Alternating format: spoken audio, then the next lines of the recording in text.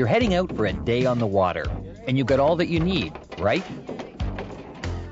But there are limits to everything, and on boats less than 5 meters in length that are powered by gasoline outboards, this shows you the limitations. It's called a capacity plate. The capacity plate indicates the number of passengers permitted and the size of engine recommended for that particular craft in fair weather conditions. Overloading a boat can cause it to ride dangerously low in the water. In rougher conditions, an overloaded boat is susceptible to swamping by waves coming in over the gunnels.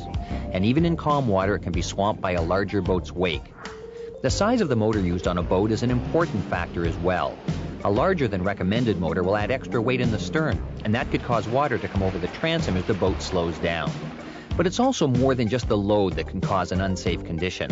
The load distribution is important as well.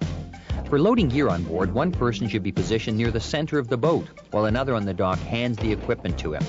And finally, with all passengers on board, distribute gear and your guests evenly so that the boat is well balanced. It's also wise to check the weather forecast before you head out onto the water, and when conditions are predicted to be rough, lower your passenger count by at least 1 and reduce the amount of gear you take with you. That way the boat will have more freeboard and ride higher in the water.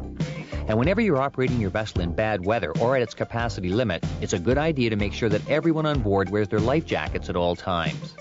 If your boat doesn't have a capacity plate and you're unsure about its limits, check your owner's manual or at least inquire at a local marina where they'll be familiar with your type of boat.